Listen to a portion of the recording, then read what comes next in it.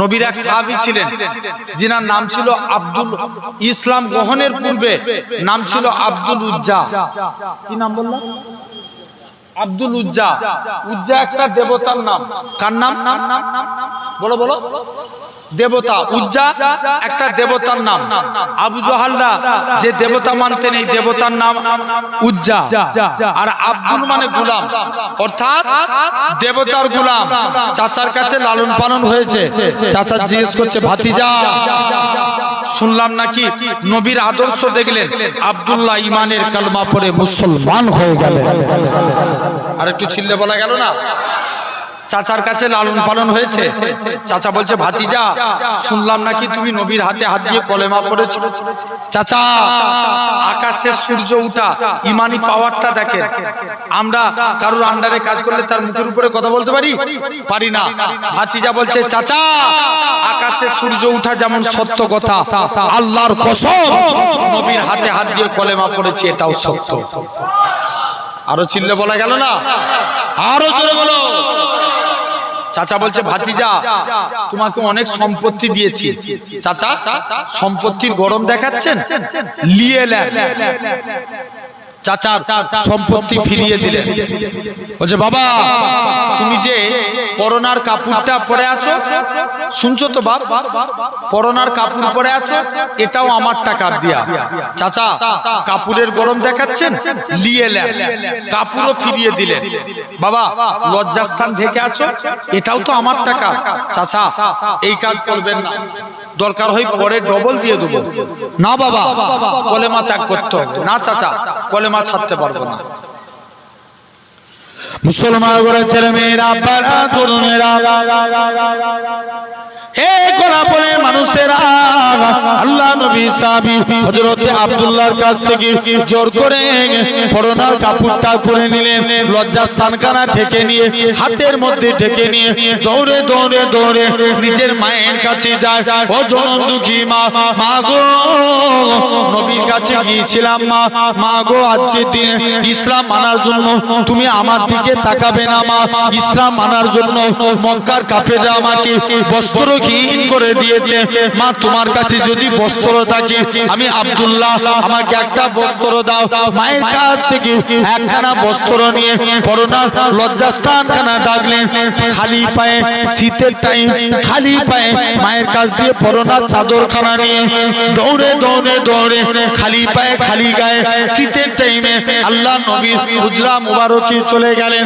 আল্লাহ নবীর দরবারে যে সালামখানা দিতে লাগে, আসসালাতু ওয়াসসালামু আলাইকা ইয়া রাসূলুল্লাহ হাবিবাল্লাহ। ও যুবকেরা, আল্লাহ নবী সালামের উত্তরখানা দিলেন। ও বাবা আব্দুল্লাহ তুমি কি জন্য সালাম দাও? ইয়া রাসূলুল্লাহ হাবিবাল্লাহ, হুজুর ইসলাম মানার জন্য মক্কার কাফেররা আমার কাছ থেকে বস্ত্র কেড়ে নিয়েছে। আল্লাহ নবী বলেন, বাবা আব্দুল্লাহ সবর করো বাবা।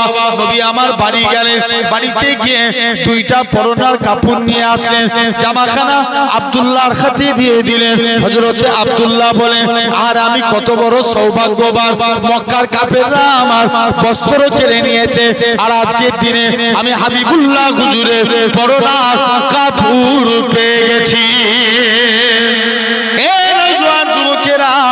আল্লাহ নবী বলে, ও বাবা আব্দুল্লাহ কি চাও বলো? ইয়া রাসূলুল্লাহ হাবিবাল্লাহ, ইয়া রাসূলুল্লাহ হাবিবাল্লাহ, হুজুর আপনি আমার জন্য দোয়া করুন, আমি যেন শহীদ হয়ে মরতে পারি। আল্লাহ নবী বলে, বাবা আব্দুল্লাহ সবর করো বাবা, আমি নবী তোমার জন্য দোয়া চাই, আল্লাহ পাক যেন আমার আব্দুল্লাহর রক্ত কাফেরদের জন্য হারাম করে দেয়। হযরতে আব্দুল্লাহ এরকম ভাবে নবীকে বলে, ইয়া রাসূলুল্লাহ হাবিবাল্লাহ, হুজুর আমি দোয়া চাই এক, আপনি চায়েন এক, কেন এই ব্যাপারে চান? আল্লাহ নবী বলে, ও বাবা আব্দুল্লাহ তুমি যদি এমনিও জিহাদ করে এমনিও তুমি রোগে মারা যাও, আমার আল্লাহ তোমাকে শহীদি মরণ নসিব করবে। ও বাবা আব্দুল্লাহ, কোন আব্দুল্লাহর কথা বলি?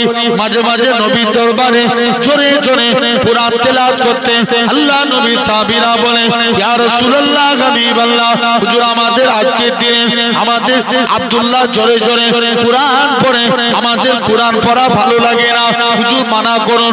আল্লাহ নবী বলে, ও বাবা সাহাবীরা, তোমরা আমার আব্দুল্লাহর মনে কষ্ট দিওনি বাবা। আমার আব্দুল্লাহ দুনিয়া বেঁচে ইসলাম কবুল করেছে বাবা। হযরতে আব্দুল্লাহ শরীরটা অসুস্থ হয়ে গেল। আল্লাহ নবী বলে, আমি দোয়া চাই। 3 দিন পরে খবর আসলো আল্লাহ নবী সাহাবী হযরতে আব্দুল্লাহ ইন্তেকাল হয়ে গেছে। আল্লাহ নবী বলে, ও বাবা সাহাবীরা, আমার আব্দুল্লাহর কোথায় জানাজা, কোথায় কবর দিবে? হুজুর 2 পাহাড়ের মাঝখানে কবর খনন করা কমপ্লিট হয়ে গেল। আল্লাহ নবী বলে, ও বাবা আব্দুল্লাহ, আমার সাহাবীরা, আমি নবী কবরে নেমে গেলাম। আল্লাহ নবী ডান দিকে আবু বকরকে ডাকে, ও বাবা যে আবু বকর, তুমি আমার ডান দিকে নামো। বাম দিকে ওমরকে ডাকে, ও বাবা ওমর, তুমি আমার বাম দিকে নামো। আব্দুল্লাহ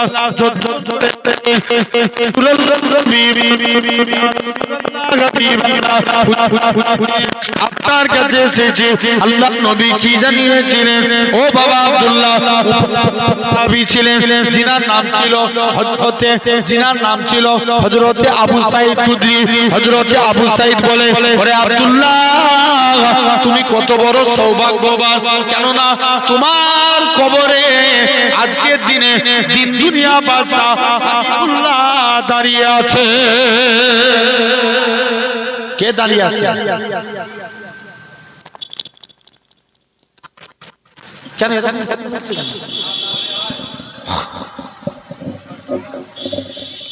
একবার দরুদ শরীফ আল্লাহুম্মা